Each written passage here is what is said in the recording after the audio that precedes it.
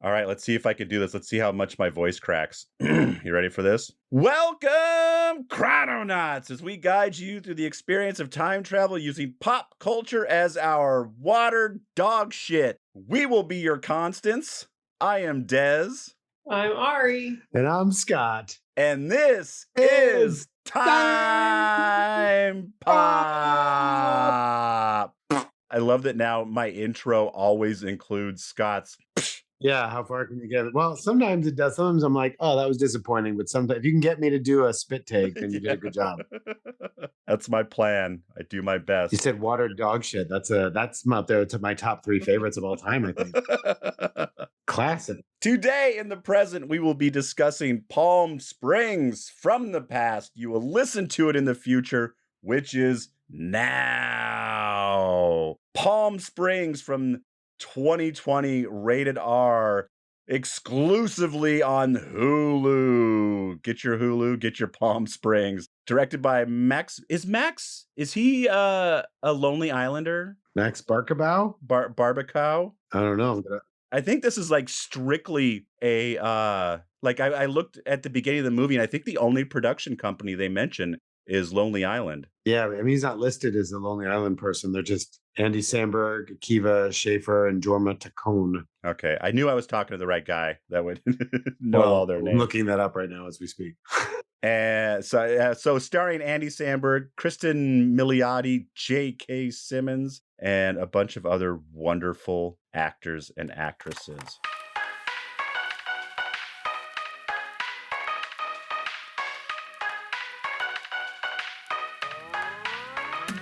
Hello? Hello? Hello? Hello? If you can hear this, it's not too late. I return to warn you. This is Time Pop, a podcast that discusses time travel and pop culture. There are spoilers. I've seen the future, and nothing is sacred to these folks. Your past, present, and future are sure to be ruined. Even if you could go back in time, as I have, you will never forget what you are about to hear. You've been warned. This is Time Pop.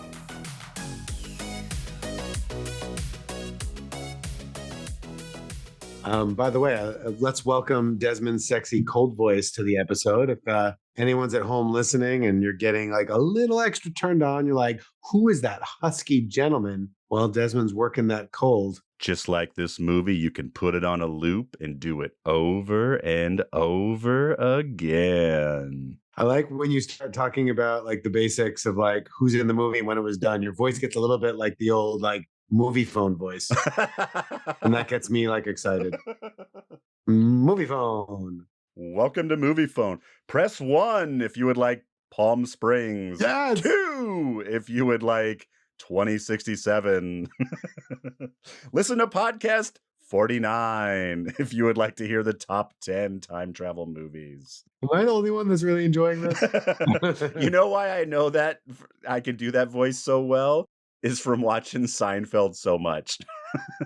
They have a movie phone episode. Oh, they did it? Okay, that makes sense. I love that episode. And so that's where you're also like movie obsessed and you probably called that number a lot of times throughout the 90s and early aughts. Yeah. Yeah. Press 3 for Cine 7.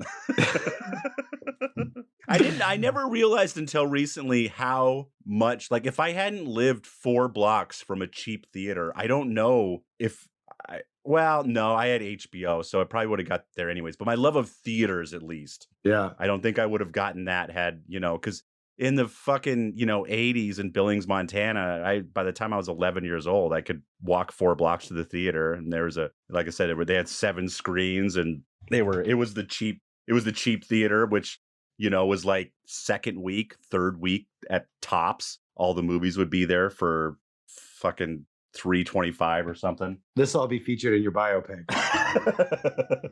It's gonna be like, I don't know who's gonna play you. I'm gonna play me. No, young you? Yeah, little 7-year-old boy like going to the theater or whatever. No, we'll have to figure this out. We'll have to figure it out. Probably Chris Hemsworth. I'm sure that's probably the best option. We should talk about this movie. So this is your second time watching this, so I assume you guys probably haven't watched it. You guys watched this like right when it came out, I think, didn't you? Pretty much. We must have. When did it come out? 2020. It was during COVID, right? Yeah, we must have. It was one of the more interesting, like COVID, and here's the thing you could stream now that's fun and time travel. And Yeah, I think it did really well. I was reading because of when it came out. I mean, I'm sure they made less money, but people liked it yeah. because they were everyone was living in an infinite loop themselves. Totally. Holy shit, this did really well. It says it set the opening weekend record by netting more hours watched over its first 3 days than any other film in Hulu's history. Wow. August 2020. So that's, theaters weren't popping out yet. 8.1% of its subscribers watched the film over its first month. Variety reported the film was the 26th most watched straight to streaming title of 2020 up to that point. That was right when everyone realized that their kids weren't going back to school. Yeah, and we needed a film like this at the time. Like, it was nice to watch. This was like a good, like, for time travel, but also like easy to consume, level. Funny. It was super funny. Yeah, this is really well done. And to be perfectly honest, as I get older, my memory is a sieve. So watching this was pretty close to watching it the first time. There was just a few things of like, oh, I remember a thing with a cave, and I remembered who was in the shower. But besides that, it was pretty new for me. All right, let me see your extensive science notes. I didn't even need to write anything down. They try to throw a little bit, right? She tries to study physics for a little bit. They tried. I think it was a good amount. For this type of movie, it was just the right amount of attempted science. Yeah, for something that I think if they had skipped it all completely, I think we would have forgiven them. So for them to sneak a little in at the end was, it was, well, I don't want to jump to the end. Well, just give it, what's your impression? What'd you think? I thought it was really good. Yeah. It was just really fun to watch. I told Kelly it's Groundhog's Day for someone who's seen Groundhog's Day. They kind of put it that way in Wikipedia. Well, but not only that, but like... But also, if you haven't seen Groundhog Day... Well, no, what I'm saying is that movie exists in this universe. Like, I get the feeling that Niles has seen Groundhog's Day and is like, oh shit, one of the... Like, I'm surprised they didn't bring it up. They didn't mention it a single time. No, but he does mention, like, the whole infinite time loop. Like, he says it like, we've all heard of infinite time loops for one reason or another, and that's what we're in right now. It's interesting that they really made an effort to not disclose details of his life before the movie, right? They never tell you what he did before job-wise. Yeah. And I guess or his family, what he comes from. And it's his girlfriend's people at the wedding. So he's like this total... Which is what they call him the whole time in the movie. Who are you? I'm Misty's boyfriend. It's just like... They should almost have not given him a name. He should have just been Misty's boyfriend, like, as the only title known as. Totally. That would have been great. I like that we get the combination of someone who's been living this life for years, most likely, is what it sounds like. And then Sarah coming in fresh. So we get both perspectives. Right. Of seeing, like, Niles at the wedding, just like always in the right place at the right time. And so for people at home, God forbid you haven't seen this. So at Andy Samberg, Niles wakes up and he seems just really like doesn't care. And at least for me, like, I was like, I wonder, like, they don't give it away right away that this is his 1000th time. There's a few hints though. There's a few hints, but you think he just doesn't care. Like you said, he's just with his girlfriend at this wedding and whatever. And then he's the only person not in black tie. He's wearing swimming trunks and hula shirt to the wedding and cracking beers in the middle of speeches. And then his girlfriend gives a meh speech. And so he kind of drunken stumbles up to the microphone, and we're just thinking, oh God, this drunken asshole is going to ruin it. But this is when you realize that he's had 1,000 days to practice this speech, and he just hits it out of the fucking park. And then that's when it switches to like, oh, he's been doing this. He's on the dance floor, like always in the right place at the right time. And then we're off. And then he hits on the bride's sister, and they have a fun little night. And then we meet Roy.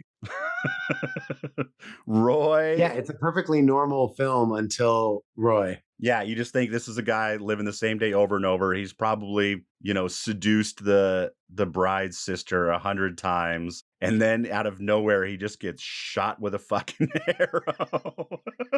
Yeah, it's just like a wedding, and he makes a speech, and then he's hitting on her, and they go off and they're making out. and then he getting chased with an arrow and goes to a mysterious cave, and you're just like, what the fuck is happening? And he takes a couple arrows and chases Roy into this mysterious glowing cave, and she thinks Niles is in a lot of pain, so she chases him into the cave, and now she's in the loop too. Yeah. And I love the scene. So when she realizes she's stuck in a loop, she comes out to attack Niles, and she launches a bunch of beers into the swimming pool. And I love the Saving Private Ryan, the bullets going into the water. Instead, it's just beer cans flying into the water. They're the Saving Private Ryan scene. I thought that was really clever. So of course she's convinced she can get out of this. He's just like, he's watching her do everything he did for his first 100 days.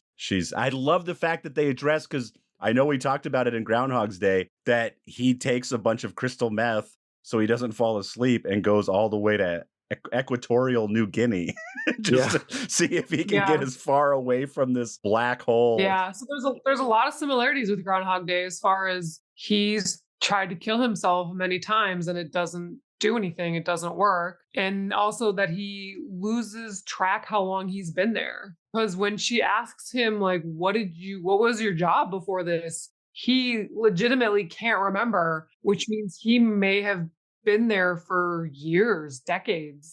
Yeah, it's undisclosed, but like at least a year, if not more. No, more than a year. I'd say at least 1,000 days. Like I said, at least 3 years. Yeah.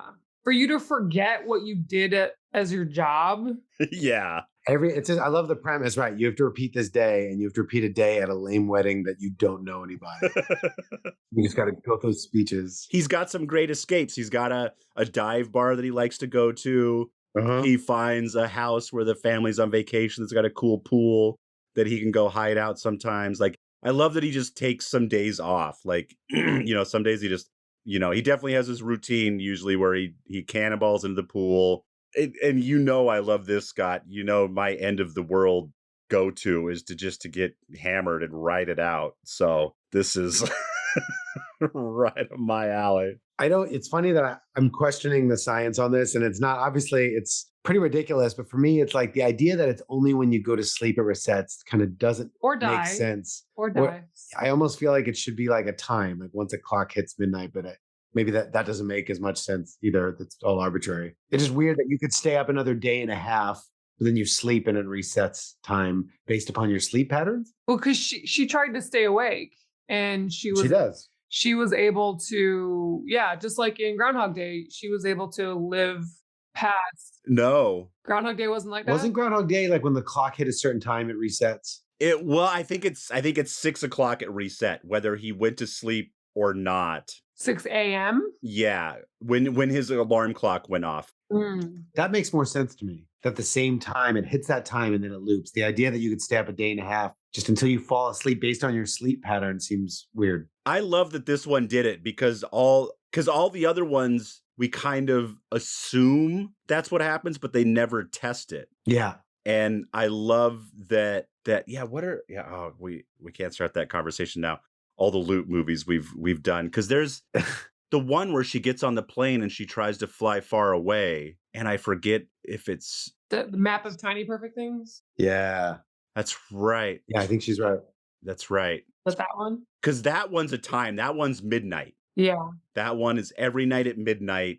It clicks back to 8 a.m. when his alarm goes off. I was trying to remember, is that the one where one of the people purposefully brought the other person into it without them knowing? No, that was they just both. Did we watch a looping movie where one person brought the other person that sounds familiar. In against their will when they find out they're really mad? What would that be, though? I'm trying to go over in my head. We got Groundhog Day, you got Edge of Tomorrow, Map of Tiny Perfect Things. I might be thinking of something else. We got any other loop days? This kind of reminds me of something. No, what you're saying sounds familiar. Yeah, but with this one, I thought when I first watched it, I thought that it was going to have She brought him in. Map of Tiny Perfect Things, she brought him into it. Yeah. But it was a backwards story. No, they were just both there. Yeah. They because they didn't realize either one was in there. At one point for this, I thought there was going to be a reveal that he brought her in on purpose because he was lonely. Yeah. That's what it was. Someone brought someone else in because they were lonely. Yeah. I forget which movie it was. Anyway, We need to get that on the list then, because that's another. the case for this one is that she accidentally brought in, he would have never done this to her. Well, he did bring Roy in on purpose because he thought that would be a fun day to relive. So where Roy comes from is they just have a great day. It was early on. He's meeting everybody at the party. He meets Roy. They have fun.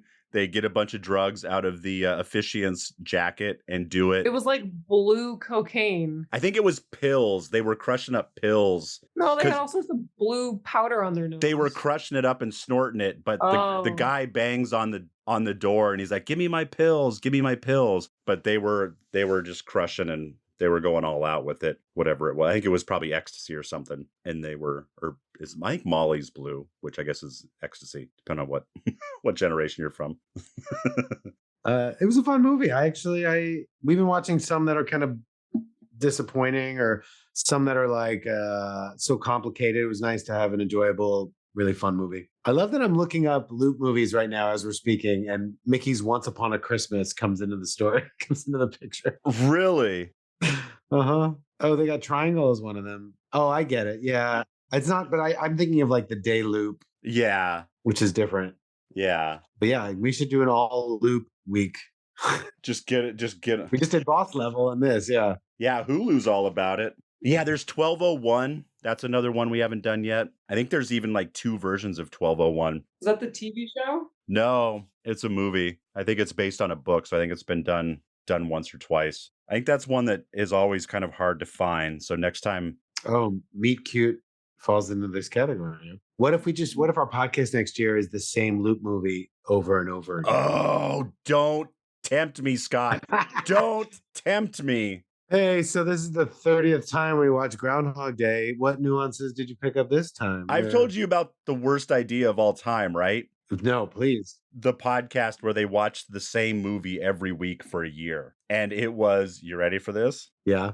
Grown Ups 2. Oh, so this exists? This is a real podcast. Yeah. Why that film? And then the second season, they did Sex in the City 2. And then, so I listened to them too. Oh, I forgot. I got to check. Their podcast probably just came out.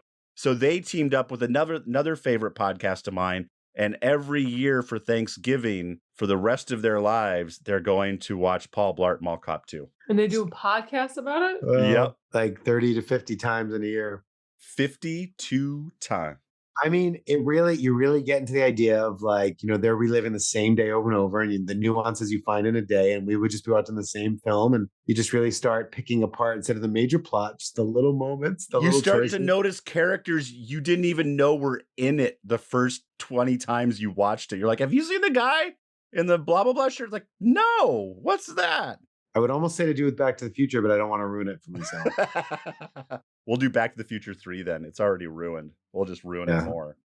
That's a good point. So yeah, fun movie, right? It's got all the things you need. It's got a love story in it. It's got a guy that's kind of given up and then finds kind of meaning and hope. Yeah, this movie ruins my entire thesis on life. My life thesis is none of this matters. Right. And that's Niles' whole thought going in, is that none of this matters. And he kind of convinces her that none of this matters, and they have a lot of fun for a long time. And then they have sex, and of course, sex ruins everything. Like, she just flips on a dime. Well, it wouldn't have.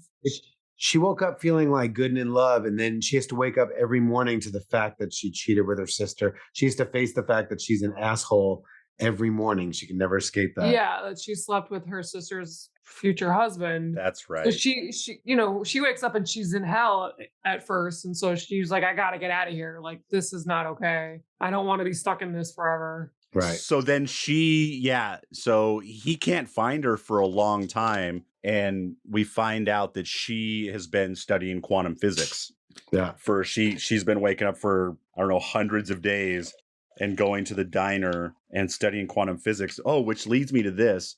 I actually haven't read this yet, but first I'll read the quote, and then we're going to do a deep dive. Allow an observer access to the indeterministic universe on the other side of the couchy horizon. So now we're going to find out what the Cauchy horizon is. I'll look up indeterministic universe. The idea that events are not caused or do not cause deterministically. It is the opposite of determinism and related to chance. It is highly relevant to the philosophical problem of free will, particularly in the zero form of libertarianism. Interesting. Cauchy horizon is a light-like boundary of the domain of validity of Cauchy problem. One side of the horizon contains closed space-like geodesics, and the other side contains closed time-like geodesics. The concept is named after Augustin Louis Cauchy. Sounds like a character in Pee-wee's Playhouse. That's Cherry. Oh, I see. In quantum theory and physics, indeterminism is the belief that no event is certain and the entire outcome of anything is probabilistic. Heisenberg's uncertainty principle and the Born rule proposed by Max Born are often starting points in support of the indeterministic nature of the universe. All right, they're going into some shit. Since the region of space-time inside the Cauchy horizon has closed time-like curves, it is subject to periodic boundary conditions. If the space-time inside the Cauchy horizon violates the averaged weak energy condition, then the horizon becomes stable and frequently boosting effects would be canceled out by the tendency of the space-time to act as a divergent lens. Were the conjecture to be shown empirically true, it would prove a counterexample to the strong cosmic censorship conjecture. Boom! I always thought so. Oh, in 2018, it was shown that the space-time behind the Cauchy horizon of a charged, rotating black hole exists, but is not smooth, so the strong cosmic censorship conjecture is false. Bingo. Word. Thank you, Doctor. Mm-hmm. In the 2020 film Palm Springs, the character Sarah mentions the Cauchy horizon as she formulates a plan to escape a time loop. And it worked. And it worked. And it worked. She tested it on a goat. she blew it up. So yeah, she basically decides that the 2.3 seconds between now and when they fully reset, if they can just blow up this magical cave and themselves in this thing. And she mentions, speaking about how long they've been in it, she says, I don't know, we might wake up 20 years from now. So that leads me to believe that she maybe has been there for 10,000 cycles of this. No, I think she was saying that it's just a theory. She's been taking a class, but she doesn't know if they cut out of this, do they cut out of the time she wants? Are they older? Are they younger? Is it 20 years? Well, but I would think that she thinks that they'll wake up after living this many days in reality. Like however many days they've been there is how many days they'll jump forward. I don't think they're suggesting that they've been there for 20 years. I think she's just saying randomly that she doesn't know about time. Yeah, you just don't know about time, how this is not an exact. Yeah.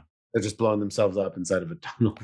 But it's really interesting, the different approach, right? He's just like, I give up and I'm just going to kind of chill and get drunk and whatever. And she's like, I'm going to take a physics class and try to like learn how to get out of it. Yeah. I have a question. Yeah. So the source of the time loop was this energy light inside of a cave that Right. appears after an earthquake happens. Yeah. And the cave is not visible before the earthquake hits. But once it hits, there it is. And then if you step into it, then you're in this loop. Do you think that the mysterious dinosaurs that appeared to them one night when they were doing mushrooms has something to do with this time loop?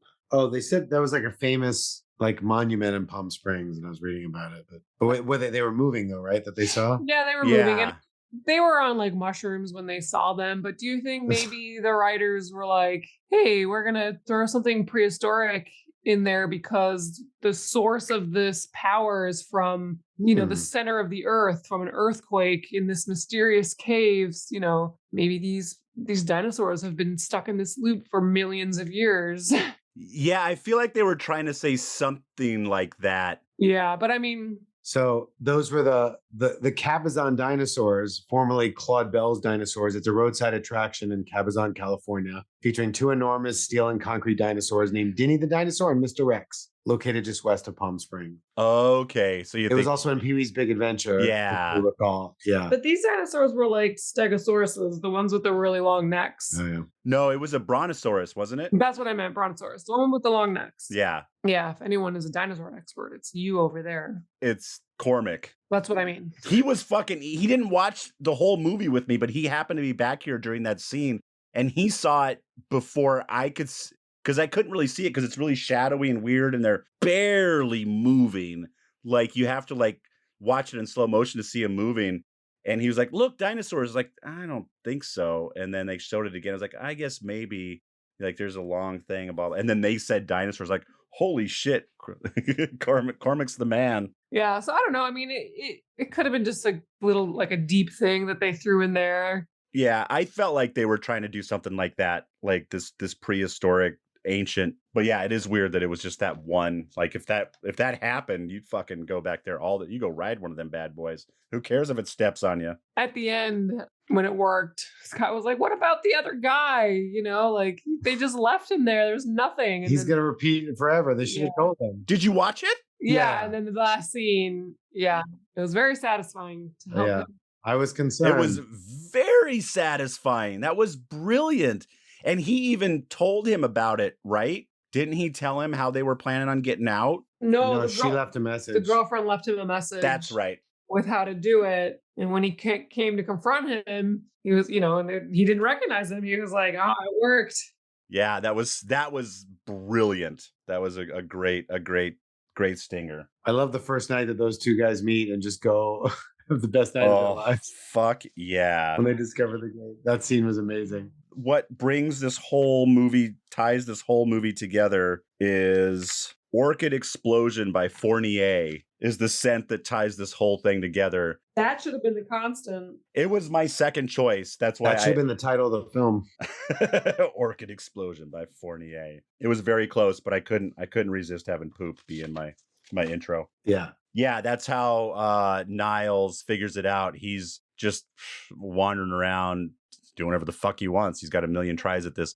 And he's hanging out in the groomsman's room, and he leans over the pillow and realizes the pillow reeks of Orchid Explosion. And that's when he realizes that. And they even at one point, I don't remember what the conversation is, but he goes, "Fuck, I haven't even thought about the multiverse thing." That's the question that I always wonder about this, is if all 10,000 versions of what he's done of people going forward, like, is every one of his redos someone else's reality? Oh yeah, it's a really interesting thought. I mean, it's not a loop movie, but it begs the question at the end when J.K. Simmons comes in and now he doesn't remember him. And so, like, it's not a universe inside of a person. That is a universe that is existing while he's moved on to another timeline. So that does suggest many timelines. I guess there's at least 2 or 3. I guess there's at least 3, because there's I mean, the fact that can exist. Yeah. Yeah, there are universes where Niles tells the bride that the groom fucked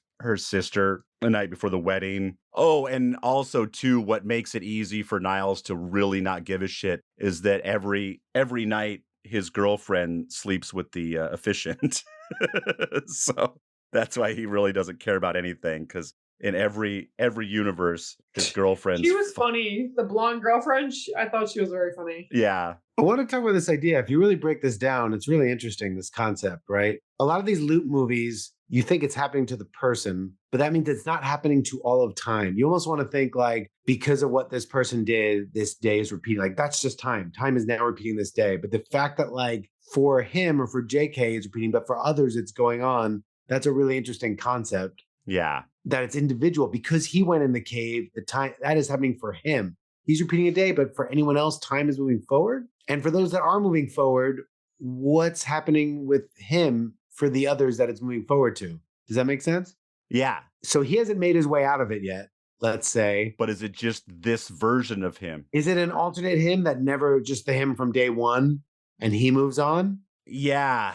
Like, just think about this concept. Like, when you really think about. Yeah, does everyone is there multiple universes where Niles is just gone on November 10th every time? Right. Or is because it has again, if it could have just been that, like, because he went in this cave, time is looping for everybody, but no one else knows about it except for the JK thing. The fact that he comes at the end and the guys are recognizing he's moved on and he's out of a loop. So it's like Groundhog Day. Is it he's just in the loop, but the rest of the world is moving on? Or like because he needs to fall in love, the entire world is repeating this day? And if the world is moving on, is it spitting out a different universe every fucking time? Right. It has to be, right? Because every time he does the day, he's doing it differently. And so what they're all moving on from is the relation to that. So this has to be a multiverse thing. Yeah. That's what I always think. I always think that it's every version that he's lived moves on with him or without him, whether he commits suicide. Like, just think of how many universes think that he just stepped in front of a bus or and then it doesn't make sense to me. Or when fucking JK shows up at the fucking hotel and burns him in the swimming pool. Like, that's a universe that someone is living on with. And that JK, so then does that JK, he wakes up the next day in jail and doesn't really know how he's gotten there? Or it just doesn't make sense to me that an individual would, it almost makes more sense to me if something happened with the time-space continuum and the universe and like time is repeating itself in this loop, then it is for an individual, but for everyone else, it moves forward. That can be assigned to one individual that their time is repeating, but time itself is not. Which means we're all our own universe. Right. It's kind of that theory, and that doesn't make sense to me. It would make more to just say all of time is in a loop until you can fix this. Time is broken. It's a skipping record. But then why is only one person conscious of it? Right. It didn't Edge of Tomorrow, it was time was repeating, right? It wasn't just his, I think. Right. Yeah. Yeah, they were affecting all time. That made more sense. This does not, to me. Well, it does. It just it can make sense. It just makes insane sense. It's every person is their own universe time, which feels less plausible. You know what's implausible? I know plausible within. It's a cave. Life is implausible. There's still a logic to time travel. We talking over this computer about movies is implausible. Or that we've already done this. But yeah, it would be interesting to do a time loop movie where like nobody's aware of it for a while and then more and more people slowly become aware of it. Yeah, like little cracks leak through. Yeah, and some people, and there's always the sleepwalkers that never figure it out, but as more and more society realizes that they're just living the same fucking day over and over again. Isn't Dark City kind of like that? But they just change little parts of the day, but they don't know that's a whole other thing. I don't know about. Yeah. Have you put this movie on our list, Scott? It's not time travel. Oh, balls. Good film, though. Good film. If they repeat the same day, that sounds like time travel to me. No, they erase people's memory. They all live in this like little fictional city and aliens are controlling them. And they move them around and they change a few different factors because they're studying them, but they don't realize that they're erasing their memory each day. So after a while, Roy just succumbs to the fact that he's not going to treat this like torture. And he just decides to relive a great day with his family every day where he cooks a great meal. Because Roy doesn't wake up at the wedding, everybody out there, for those who are wondering. He wakes up in his own house in Irvine and then drives to the wedding. Yeah, he just comes every few days. Every 5 days he tries to kill him, then he goes back to his family. So then he just decides to just hang out with his family and have a great day and barbecue. So I'm using this to lead in to for Niles, this would be kind of a shitty day because he's basically at a stranger's wedding with a girlfriend who's cheating on him and all that stuff. But in theory, I don't know. I guess I'll just ask it as plainly as possible. How would you like to be caught in a time loop if it was a decent day? Right. But it was interesting, right? At the end, once he's fallen in love with her, he's like, can we just stay this way? You don't have any responsibilities. There's no job. It'll just be you and me just like fucking around. But she's like, I can never move forward if I wake up every day till this worst thing I've done. But yeah, if you had to repeat a great day, there's that scene from Map of Tiny Perfect Things, like where they like take the time to like see all the beauty that exists in a day, that really like positive montage. See, look at that, or like Groundhog Day, that he like can learn all these amazing, like learn how to play piano and all these languages and what you can do with that time. But it's pretty limiting. I like this version. If I was going to be stuck in a loop, I would want to be stuck in a Palm Springs loop where I could stay up and go farther sometimes if I wanted to. Like I could actually wake up and just pound coffee, pull a 52-hour day, and Yeah. go somewhere else and experience a couple different things occasionally. Yeah, being centrally located would be important, if like you lived in a place that was near all these other places or near an airport and you could fly somewhere, for 24 hours. That would be fun. You're not snowed in. Yeah, you're not in the middle of nowhere. Yeah. But if you didn't have someone with you, if you have like a partner in crime, that helps, right? Otherwise, you can't build on any relationship with anybody. It's got to be pretty lonely. Yeah, super lonely. Like he says, she's like, do you sleep with people? He's like, yeah, sometimes, but it's a lot of work because every day he's got to do it in one day. Reintroduce him to that to get someone to sleep with you in one day. Yeah. And then we find out at the end that he has slept with Sarah a lot because he bailed her out with the speech. And so that was always an easy way to get in her good graces. They just never went to the cave to get attacked by Roy, except the one time. Except the one time. Yeah, exactly. Yeah, where did he? I guess that's when Roy showed up. Because I was like, they were making out mighty close to that cave. If that was where he took her every time, he was playing a dangerous game. It seems like that's actually a bit. If you know Roy's out there or the cave is dangerous, that's a weird choice. But well, you see at the beginning of that scene, he's freaking out because he keeps seeing the foliage move. And he's kind of like, we should get out of here. We should go. And she's like, what's the hurry? He's like, I don't know. And then someone steps out of there. Someone was just in there peeing in the bushes, but he was just like, fuck, here comes Roy. So he was smelling him. Yeah. Fun movie. Very fun movie. Check it out. Use your Hulu membership wisely and watch Palm Springs and 2067 and Boss Level. Have yourself a hell. Dude, it's Thanksgiving week. You got family over. You got nothing to do. We got the trilogy of all trilogies for you. Are we being sponsored by Hulu for this month? I'm working on it. All right. We'll get there. Thank you for listening to Time Pop. We hope you have enjoyed this journey through time. Please like, subscribe, and tell a friend about Time Pop. Check us out on Instagram, Twitter, and TikTok. We are at time_pop_pod. Keep sending us great movie recommendations to timepoppod@gmail.com. You can also send any questions or comments from this or any past episode to the same address. That is timepoppod@gmail.com. Looking for another great podcast to listen to while you wait for the next episode of Time Pop? Head on over to whatsoundsawesome.com and check out our great podcast lineup. We have comedy, spirituality, the Wheel of Time, fitness, nutrition, and awesome women in the form of All the Answers, Truth Not Trends, Thank the Light, Be Brave, and That Fitness Couple. You can find them at whatsoundsawesome.com or wherever you find fine, free podcasts. Until next time, I'm Desmond McNeese. I'm Ariel. And this is Scott. Bye.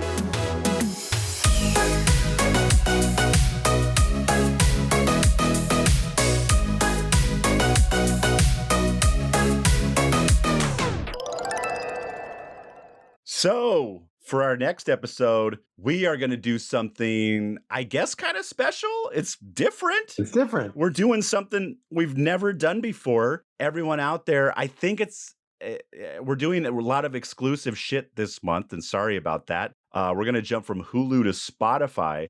On Spotify, there is a podcast series called Case 63, he says, as he does it. No. Am I right? Can someone back me up on that? You're the one who knows about it. You tell us. I know. This is your baby. Case 63. It is a 10-part podcast series. They're really short, bite-sized episodes. The whole series, if you listen to it, is about the length of a movie. It's under 2 hours for all 10 episodes, so I highly recommend checking that out. I've already listened to it. It's very interesting. I'm excited to listen to it again, and I'm super excited to talk to people about it. That's why I really need to do this episode, because I need people to talk about. So out there, if you've listened to it, or if you're going to listen to it now that we've recommended it, check out Case 63.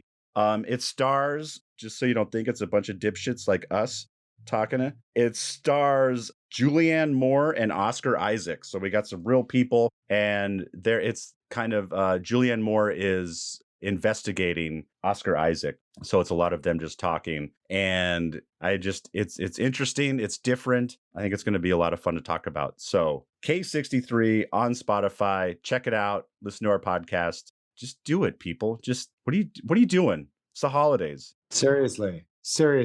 It's the holidays. Listen to a podcast. You'll love it. Hey, it's the holidays. Listen to a goddamn podcast about time travel. Hey, have you guys heard about these things called podcasts? Is it like where people talk? Yeah, it's just people talking. I don't know what the big deal is. I don't know what they're talking about. It's like songs are just people singing.